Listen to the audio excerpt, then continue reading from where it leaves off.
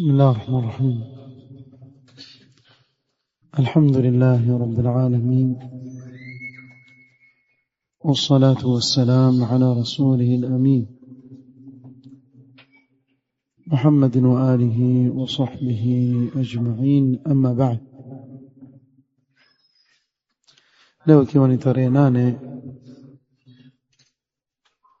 min shahri Allah al-Muharram mwaka 1448 katika darsa ya kitabu akhlaq hamalat al-Quran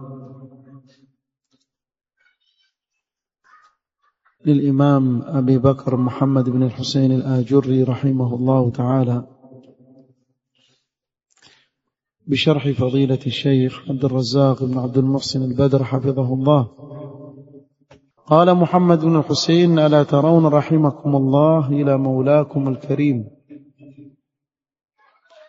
كيف يحث خلقه على أن يتدبروا كلامه، ومن تدبر كلامه عرف الرب عز وجل وعرف عظيم سلطانه وقدرته وعرف عظيم تفضله على المؤمنين وعرف ما عليه من فرض عبادته، فألزم نفسه الواجب فحذر مما حذره مولاه الكريم ورغب فيما رغبه. ومن كانت هذه صفته عند تلاوته للقرآن وعند استماعه من غيره كان القرآن له شفاء، فاستغنى بلا مال وعز بلا عشيرة وأنس بما يستوحش منه غيره. قوله رحمه الله تعالى: ألا ترون رحمكم الله إلى مولاكم الكريم كيف يحث خلقه على أن يتدبروا كلامه، ومن تدبر كلامه عرف الرب عز وجل وعرف عظيم سلطانه وقدرته. je huoni au je hamuoni Allah awarehemu namna Mola wenu mkarimu anavyohimiza waja wake kuyazingatia maneno yake, na mwenye kuyazingatia maneno ya Allah subhanahu wa ta'ala atamjua Mola wake mlezi kwa majina yake na sifa zake, na atajua ukubwa wa ufalme wake na uwezo wake mkubwa. Qala Sheikh Abd al-Razzaq hafidhahu Allah: فإن أعظم ما اشتمل عليه القرآن هو معرفة الله عز وجل. kikubwa kabisa kilichoko ndani ya kitabu cha Allah ni kumjua Allah subhanahu wa ta'ala, wa ma'rifatu asma'ihi al-husna wa sifatihi al-ula, na kujua majina yake mazuri na sifa zake tukufu. Katika mada zilizo katika Qur'an, hii ndio mada iliyo bora na muhimu zaidi, kumtambua Allah subhanahu wa ta'ala. قوله: وعرف عظيم تفضله على المؤمنين وعرف ما عليه من فرض عبادته. قال الشيخ حفظه الله: فالأمور التي اشتمل عليها القرآن وتدور عليها معانيه 3. yale mambo ambayo Qur'an imeyakusanya na maana yake yazunguka katika mambo hayo ni mambo matatu pekee. الأمر الأول: التعريف بالرب المعبود جل جلاله، kuwajuza watu wamtambue Mola wao mlezi jalla jalaluhu, wa asma'ihi wa sifatihi wa af'alihi, na majina yake na sifa zake na vitendo vyake. فهو تعريف به حتى تقبل القلوب إليه تعظيما وإجلالا ومحبة ورجاء وخوفا.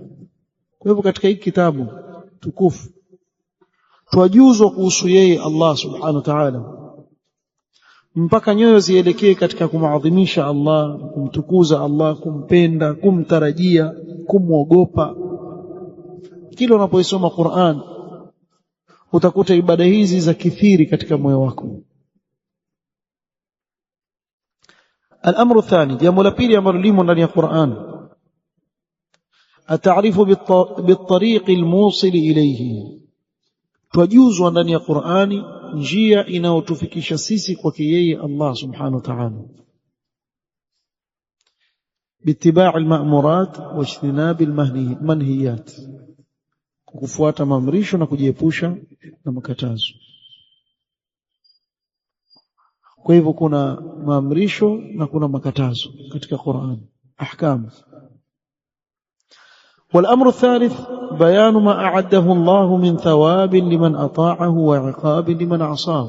كذلك katika Qur'an Allah subhanahu wa ta'ala azungumzia malipo mazuri mema kwa wale wenye kumtii na akatubainishia adhabu kwa wale wenye kumaasi Allah subhanahu wa ta'ala. فهذه محتويات القرآن جملة. Kwa tukizungumza kwa ujumla, haya mambo matatu ndiyo yapo katika Qur'an. التعريف بالرب المعبود سبحانه وتعالى، التعريف بالطريق الموصل إليه، بيان ما أعده الله من ثواب لمن أطاعه وعقاب لمن عصاه. من matatu. وأعظم ما فيه، na kile kilicho kikubwa zaidi katika hivi vilivyomo ndani ya Qur'an, التعريف بالرب سبحانه وتعالى، kuwajuza watu ni nani Allah, ni nani mola mlezi wao Allah subhanahu wa ta'ala. ولهذا كانت سورة الإخلاص تعدل ثلث القرآن. كوني متوم صلى الله عليه وسلم سورة الإخلاص ni thuluthi ya Qur'an, nasema لأنها أخلصت لبيان صفة الرب سبحانه وتعالى، kwa sababu suratul Ikhlas mwanzo mpaka mwisho yazungumza sifa za Allah subhanahu wa ta'ala pekee yake. Kwa hivyo haizungumzii maudhu yoyote nyingine isipokuwa kuhusu Allah subhanahu wa ta'ala.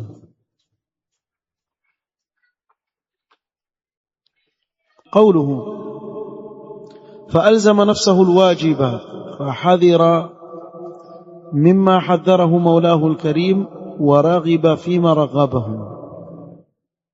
قال ولهذا يحتاج قارئ القرآن أن يتأمل كتاب الله في المواضع التي ترد فيها الأوامر والنواهي.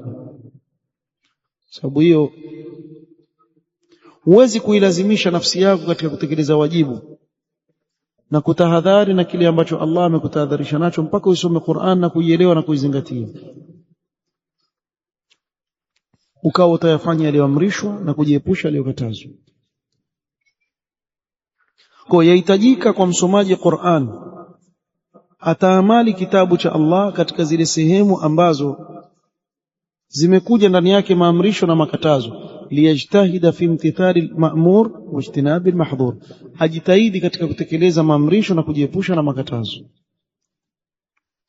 قال عبد الله بن مسعود رضي الله عنه إذا سمعت الله يقول يا أيها الذين آمنوا فأرعها سمعك. ukisikia Allah subhanahu wa ta'ala amesema ya ayuha alladhina amanu, basi tega sikio lako vizuri. fa innahu khairun ya'muru bihi au sharrun yanha anhu, ni moja katika mawili, imma kuna khairi atakakukuamrisha au shari atakakukataza. Na wewe tazama ya alladhina amanu, ndani yake kuna nini? Utakuta imma kuna khairi anaamrisha au kuna shari anayotutahadharisha nayo. قال ومن كانت هذه صفته عند تلاوته للقرآن وعند استماعه من غيره. الشيخ يقول فالتدبر يكون عند التلاوة وعند الاستماع أيضا. كوكويزنغتيا قرآن كوبو wakati unapoisoma Qur'an na wakati unapoisikiliza Qur'an. وفي جميع الأوقات, bali katika kila wakati, لتحصل الفائدة وتفهم المعاني, ili faida ipatikane na watu waelewe maana, ويعقل الخطاب الرباني, na watu waelewe mazungumzo ya Allah subhanahu wa ta'ala, Mola mlezi aliyoelekeza kwa waja wake. Kwa hivyo unapoisoma Qur'ani uzingatie, na unapoisikiliza Qur'ani pia uzingatie. Wa awla al-awqati lit-tadabburi wat-tafakkuri fil Qur'an 'inda ada'i as-salawati al-khams al-maktuba, na wakati aula zaidi kwa mtu kuizingatia Qur'an na kutafakari zile aya zinazosomwa ni wakati anapotekeleza swala 5 za faradhi, liannaha a'zamu al-arkani ba'da at-tauhid, kwa sababu swala ndio nguzo adhimu zaidi katika nguzo za Uislamu baada ya tauhid. Hakuna zaidi yake. So baada ya shahada ni swala, كما جاء في الحديث القدسي ما تقرب إلي عبدي بشيء أحب إلي مما افترضت عليه. hatajikaribisha mja na chochote kile kinachopendeza zaidi kwangu kuliko kile nilichomfaradhishia. ولا شك أن المجاهدة على تدبر القرآن في الصلاة يعتبر من أنفع الأسباب في تحقيق الخشوع فيها وحضور القلب. na hapana shaka kuwa mtu kujahid nafsi yake, kujisukuma katika kuizingatia Qur'ani ndani ya sala, hili jambo lazingatiwa kuwa ni katika sababu bora kabisa zinazomnufaisha mja katika kuhakiki khushu' katika swala, ndio khushu' ikapatikana. Wa hudhuri alqalbi, na kuhudhuria kwa moyo. Na ndio utaona kwa mfano mtu ana sura fulani azisoma kila siku katika swala, huyu hata akifunga macho yajua soma sura gani. Kwa mfano salatu dhuhuri, hasa hizo swala za kimya kimya hizi, kuna sura fulani pengine yeye yasoma kila siku, utaona ile swala yake yapita wala moyo wake hauko pale. Lakini akibadilisha tu itabidi akili yake iwe pale, akisoma sura ambayo si ile ya kawaida na isome, akili yake itakuwa pale, na akizingatia sasa moyo wake huwa pale, ikamsaidia kuwa na khushu' katika swala. وهذا مما يحقق للعبد كمال الثواب وعظيم الأجر في صلاته. na hili jambo hili humhakikishia mja kupata thawabu kamili na ajiri kubwa katika swala yake. falaysa lilmar'i min salati illa ma aqala minha, kwani katika swala ya mja hapati thawabu isipokuwa kwa kadri ya vile akili yake ikiwa pale, kwa kadri ya vile anavyozingatia ndivyo anapopata thawabu. Kila akizidi kuwa moyo wake katika swala na khushu' ndio thawabu yake zaidi, na kila akili yake ikiondoka katika swala ikaenda nje, basi ndio anavyozidi kujipunguzia ajiri yake. قال شيخ الإسلام ابن تيمية رحمه الله، شيخ الإسلام رحمه الله تعالى سمع: وما ورد من الفضل لقارئ القرآن يتناول المصلي أعظم مما يتناول غيره. asema na kile kilichopokelewa katika Qur'ani na Sunna katika fadhila ya msomaji wa Qur'ani, basi huingia ndani yake na pia yamgusa mwenye kuswali zaidi, kama vile yamgusa mwingine aliyeko nje ya swala. Kama vile aliyeko nje ya swala yupata zile fadhila, basi anayeswali akasoma Qur'an na kuizingatia fadhila yake ni kubwa zaidi ndani ya swala. Kwa hiyo katika sehemu ambazo atakikana Muislamu azingatia anachokisoma zaidi ni katika swala. قوله كان القرآن له شفاء. قال الشيخ: هذا تنبيه من المصنف رحمه الله. nafikiri hapo katika haraka imeandikwa dhamma, sio imeandikwa kasra na dhamma, haijachorwa. kwani haijaandikwa haraka? Nishangaa hapo katika kitabu imeandikwa dhamma. Amin. طيب ikiwa imeandikwa dhamma kwako badilisha ika kasra. هذا تنبيه من المصنف رحمه الله إلى أن الاستشفاء بالقرآن لا يقتصر على الأمراض الحسية، بل الاستشفاء بالقرآن يعم الأمراض المعنوية أيضا. Asema hapa kuna tambii kutoka kwa musannif rahimahullah kuwa ponyo katika Qur'an na dawa hii ya Qur'an haikufungwa katika yale maradhi ya hisi mpaka mtu apandishe majini. Kuna wengine mpaka awe waumwa maradhi fulani ndio atajisomea Qur'an peke yake. La, yasomewa hiyo Qur'an na kadhalika katika maradhi ya maana ya kimaana kama vile maradhi ya shahawat, maradhi ya shubuhat. Haya pia dawa yake nini? Ni Qur'an. Kamradhi shahawati wa shubuhat والتفريط في الطاعات, na mtu kuwa na upungufu katika taa pia dawa yake ni kuisoma Qur'an. Wa ghairi dhalika min al-amrad, na mingineo katika maradhi. Hubbu dunya ni maradhi, mtu akawa apenda dunia kupita mipaka. Mtu kuwa mvivu katika ibada ni maradhi, dawa yake Qur'an. Qala وغير ذلك من الأمراض. وتدبر كتاب الله عز وجل وتأمله والعمل بما فيه علاج لذلك كله. نكوزنغتيا كتاب cha Allah ukakitaamali kwa makini na kukitendea kazi ni dawa kubwa na ponyo kubwa sana ya maradhi yote hayo. Kwa hiyo Qur'an ni shifa kwa maradhi hisi, wa mwana kichwa, wa mwana mguu, wa mwana kusomea ruqya. Kadhalika ni shifa ya maradhi ya maanawi kama vile maradhi ya nyoyo ya shahawat na shubuhat na mengineyo.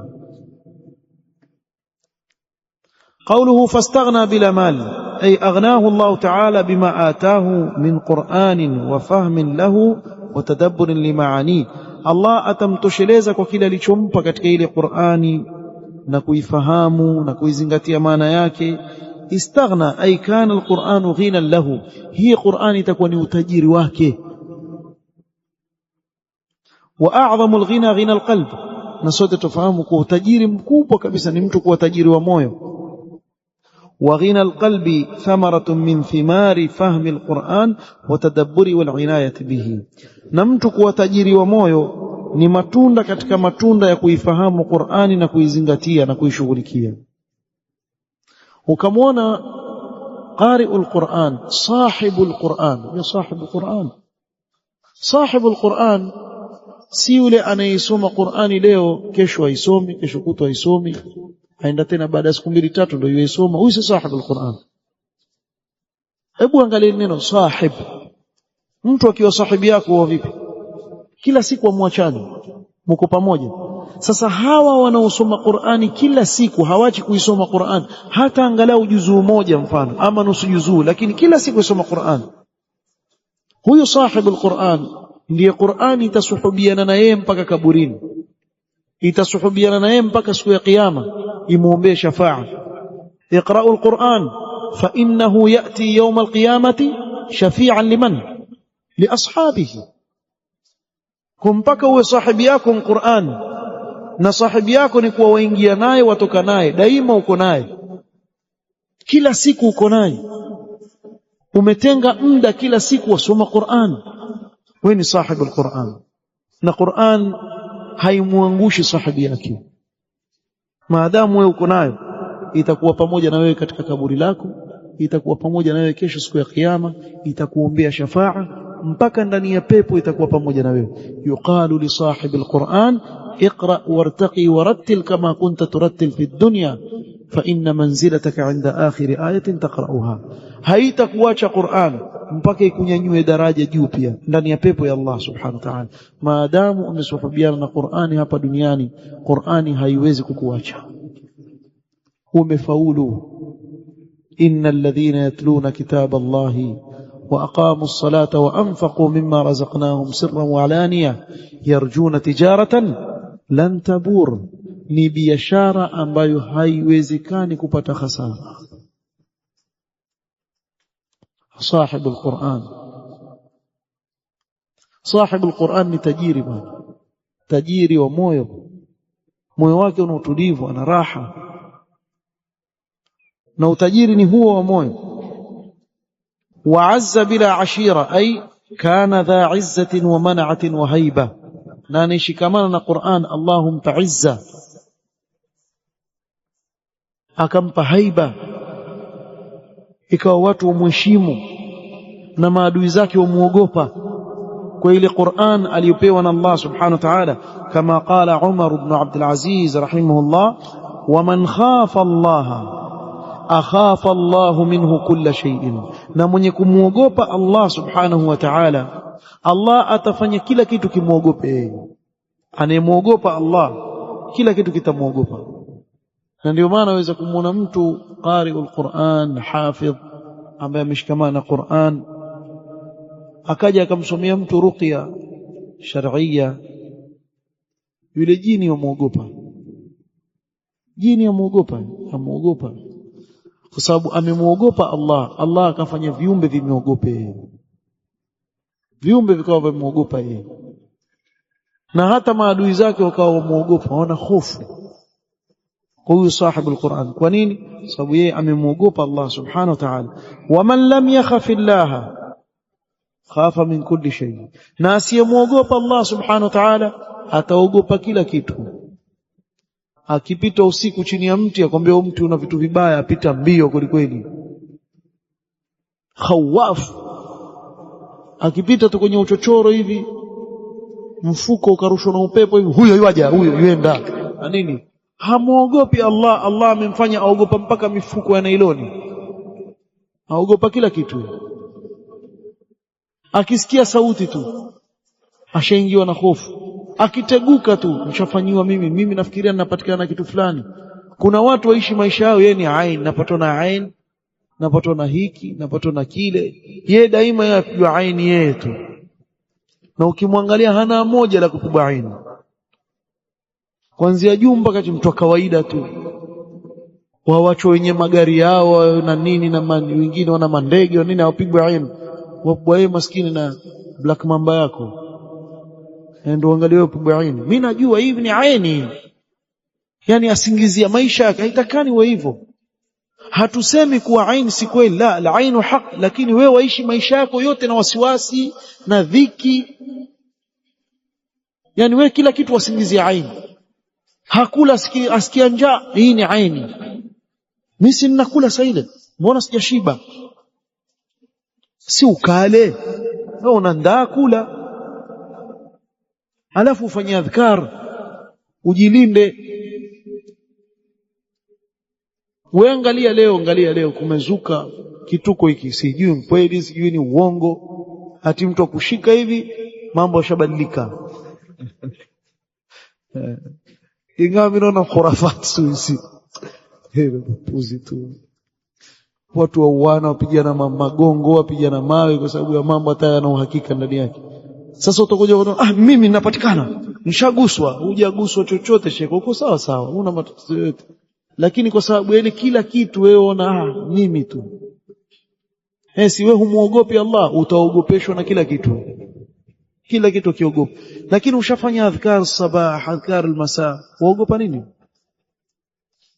Binadamu waweza kukufanya wewe kitu gani? Lakini usimuogope Mola wako, wallahi utaogopa kila kitu. Kuna watu bwana wana matatizo sana, wallahi kuna watu waishi na dhiki sana, dhiki kweli kweli, kila kitu ogopa. Utafikiri hata kufa, usifikirie ukiogopa hiki ukiogopa kile basi wewe utasalimika na mauti, wafa hivyo hata ukaogopa wafa tu. Sasa afadhali hofu yako mpelekea Allah subhanahu wa ta'ala, uache viumbe sasa vikuogope wewe.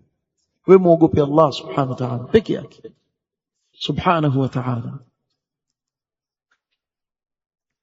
Wewe una izza, na hana kabila kubwa hivi la kumhami, lakini ana izza. Mtu mmoja tu ana izza, haogopi isipokuwa Allah subhanahu wa ta'ala. Wa anisa bima yastawhishu minhu ghayruhu, ay la yusibu qalbahu alwahshatu au alwahshatu, yani moyo wake haupatwi na upweke akaisi upweke. لأن عنده الأنس بكتاب الله جل وعلا أينما كان وأينما حل. يبقى lake ni kitabu cha Allah kila anapokwenda bwana. Na ndio salaf walikuwa wakipima masafa ya sehemu. Kwa nini? Kwa aya za Qur'an. wakati wao ulikuwa upima na wakati na aya za Qur'an. Kam kana baina as-sahur wal adhan, yani adhan al-fajr, qala qadra 50 aya. Na yule anayeambiwa ashaelewa maana yake nini. Leo mwambie mtu qadra 50 aya, akuuliza 50 aya za suratul Maida ama za sura gani ama hajui, sababu si jambo lake Qur'an. Na ukamwona mtu atembea kwa mfano kutoka sehemu moja mpaka nyingine asoma Qur'an njiani, mpaka ashatambua kwa mimi kutoka hapa mpaka hapa juzu 2 namaliza. Kwa ukamsikia aulizwa masafa takriban dakika, usitumie hivyo, lakini sikia jamaa kaona usoma sana Qur'an wajionyesha, nakwambia hiyo inaweza kuchukua kama dakika 25 30 nusu saa. Wewe mwenyewe wajua siri yako, umejuaje? Sababu kumbe usoma Qur'an na wajua juzu moja umaliza kwa muda gani mpaka unapofika. Salafu walikuwa wakipima masafa yao na Qur'an kwa sababu walikuwa wakisoma sana Qur'an. Sallallahu yaj'alna min ahli al-Qur'an alladhina hum ahlullah wa khassatuh. نكتفي بهذا القدر والله تعالى أعلم. سبحانك اللهم وبحمدك أشهد أن لا إله إلا أنت استغفرك وأتوب إليك. بارك الله فيك.